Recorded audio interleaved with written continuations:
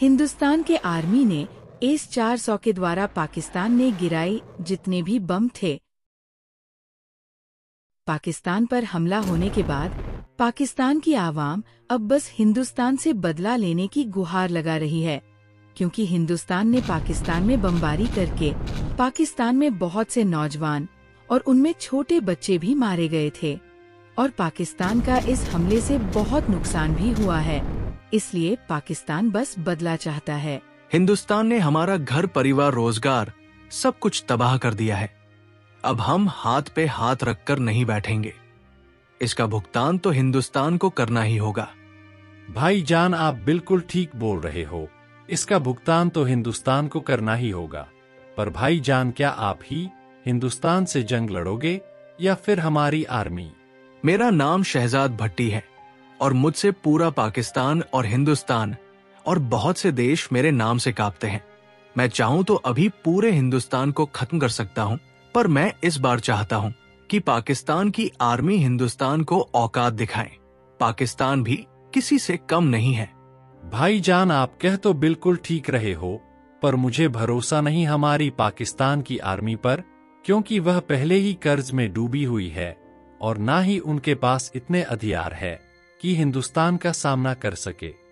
बात तो तुम्हारी इकबाल ठीक है, पर अब की बार पाकिस्तान की आर्मी को मैं खुद पैसा दूंगा ताकि वो हिंदुस्तान को उनके नक्शे से मिटा दे। पिछली बार तो हमने पहलगाम में 25 से 30 लोग ही मारे थे, पर अब की बार तो पूरा हिंदुस्तानी मरेगा। इकबाल, मेरे कमरे में पैसों से भरे बैग रखे हैं, जाकर हमारे प्राइम मिनिस्टर को दे दो और उनसे कहना ये पैसे गैंगस्टर शहजाद भट्टी ने दी है। ठीक है भाईजान, मैं समझ गया। फिर इकबाल कमरे में से पैसों के भरे बैग उठा कर ले आता है और जैसे ही इकबाल पैसे लेकर जाने वाला था, तभी शहजाद भट्टी बोलता है, सुनो इकबाल, प्रधानमंत्री से एक बात और कह देना, अगर तुम पैसे लेने के बाद भी हिंदुस्तान का कुछ नहीं कर पाए तो मैं खुद ही हिंदुस्तान को खत्म कर दूंगा। ठीक है भाईजान, मैं जरूर कह दूंगा। अब मैं विदा चाहता हूँ।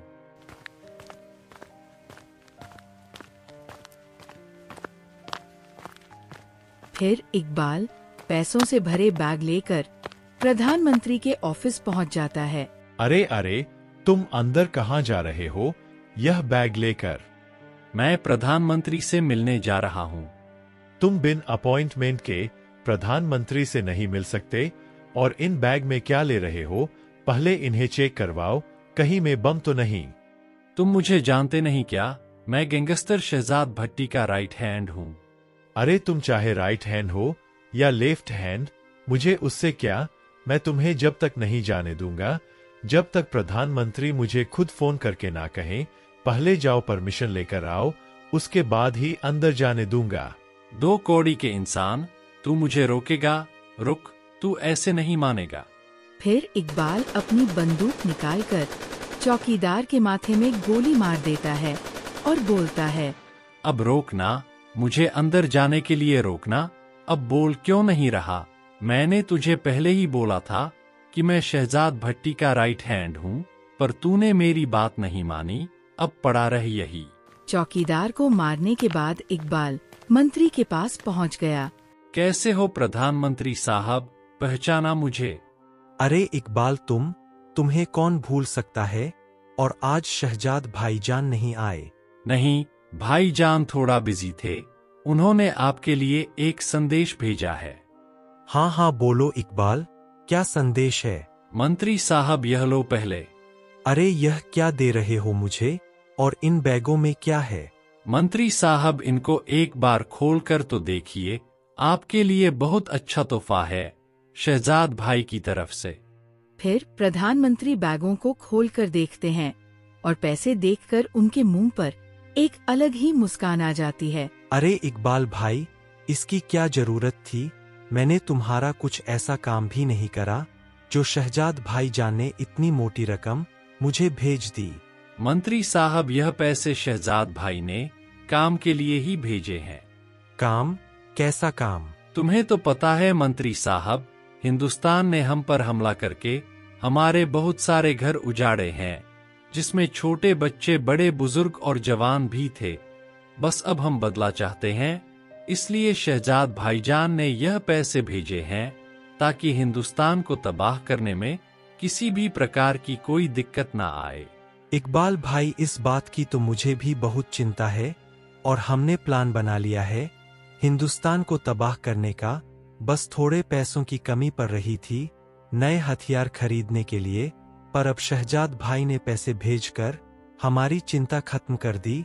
अब हिंदुस्तान को तबाह होने से कोई नहीं बचा सकता। और हाँ मंत्री साहब, एक बात कान खोलकर सुन लो, शहजाद भाई का आदेश है, अगर हिंदुस्तान को खत्म नहीं किया तो शहजाद भाईजान खुद ही हिंदुस्तान को तबाह कर देंगे। अरे इकबाल भाई, ऐसी नौबत नहीं आएगी, तुम चिंता मत करो। ठीक है मंत्री साहब, मैं अब चलता हूँ। इकबाल वहाँ से चला जाता है और मंत्री सैनिकों के पास चले जाता है। सैनिकों, मिशन की तैयारी कैसी चल रही है? मंत्री जी, तैयारी तो फुल है, बस थोड़े पैसों की दिक्कत आ रही है क्योंकि हमारे फाइटर जेट में तेल नहीं है और बिना तेल के हम फाइटर जेट कैसे उड़ाएंगे मंत्री साहब। सैनिकों, अब पैसों की टेंशन मत लो, क्योंकि शहजाद भाईजान ने, जो कि एक बहुत ही बड़े गैंगस्टर है, उन्होंने हमारे पास पैसे भेजकर मदद करी है और बोला है हिंदुस्तान को जिंदा मत छोड़ना। अगर पैसे की कमी लगे बेशक से और ले लेना, पर हिंदुस्तान को बिना तबाह करे छोड़ना नहीं। मंत्री साहब, यह तो बहुत बड़ी खुशखबरी है, अब तो हम जरूर हिंदुस्तान का खात्मा कर देंगे और उनकी साथ पूछते भी रोएगी कि किससे पंगा लिया था, वह हमको बहुत ही हल्के में ले रहे थे। अब की बार बता देंगे, हम भी किसी से कम नहीं है। ठीक है सैनिकों, मैं चलता हूँ और यह मिशन आज रात पूरा होना चाहिए, नहीं तो मैं एक एक की वर्दी उतरवा दूंगा। मंत्री जी, वर्दी उतरवाने की नौबत ही नहीं आएगी, अब की बार तो फुल प्लानिंग है। बस आप आज रात का इंतजार करो और कल सुबह आप हमें शाबाशी दोगे हिंदुस्तान को तबाह करने की। फिर मंत्री वहाँ से चला जाता है और पाकिस्तान के सैनिक मिशन की तैयारी कर लेते हैं। जैसे ही रात होती है, पाकिस्तान की आर्मी हिंदुस्तान की सीमा पार करने लगती है, पर तभी हिंदुस्तान की आर्मी को पता चल जाता है कि पाकिस्तान हिंदुस्तान पर हमला करने वाला है। तभी देखते ही देखते पाकिस्तान की आर्मी हिंदुस्तान पर हमला कर देती है, परंतु हिंदुस्तान की आर्मी भी तैयार थी बम का जवाब देने के लिए। हिंदुस्तान के आर्मी ने S-400 के द्वारा पाकिस्तान में गिराए जितने भी बम थे सभी को वायु में ही नष्ट कर दिया। ये देखते ही कि हिंदुस्तान ने पाकिस्तान के सारे बम को नष्ट कर दिया, इससे डरकर पाकिस्तान की आर्मी दुम दबाकर वहाँ से उल्टे पैर लौट जाती है। हाँ, बच्चे बाप से लड़ने आए थे, उनको यह नहीं पता कि बाप बाप होता है। हमने पाकिस्तान पर अटैक करा तो वह भी सोच रहे थे कि हिंदुस्तान पर भी अटैक कर देंगे, पर इनको यह नहीं पता कि हमारे पास दुनिया के बड़े बड़े हथियार है, जैसे S-400 और ब्रह्मोस। यह ऐसे हथियार है जो पाकिस्तान के हथियारों से दुगनी रफ्तार में फायर करते हैं। अरे बुजदिलो, मैंने तुमसे एक काम बोला था और तुमसे वही नहीं हुआ। अरे तुम नहीं मार पाए तो कम से कम मर के ही आ जाते, उल्टे पैर लौटने से तो अच्छा शहीद होना ही था। अब मैं क्या करूं, हम पहले ही कर्ज में है, अब तुम्हारी वजह से और कर्जे में हो गए, परंतु अब तक हमने हिंदुस्तान का कुछ भी नहीं उखाड़ पाया। मंत्री साहब, हमने बहुत कोशिश की, परंतु उनके पास ऐसे ऐसे हथियार है जो हमारे फाइटर जेट को 1 मिनट में ही गिराने की औकात रखते हैं, इसलिए हम अपनी जान बचाकर वहां से भाग आए। तुम्हें पता है तुम्हारी इस नाकामयाबी से हमारी सरकार का कितना नुकसान हुआ है? ऊपर से मैंने शहजाद भट्टी से पैसे लिए थे इस मिशन को पूरा करने के लिए, अब मैं उसको क्या जवाब दूं? तो दोस्तों, देखा तुमने कैसे पाकिस्तान हमारे हिंदुस्तान को तबाह करने की कोशिश कर रहा था, परंतु हमारे हिंदुस्तान ने पाकिस्तान को ऐसे भगाया जैसे मानो कुत्ते को भगाया हो।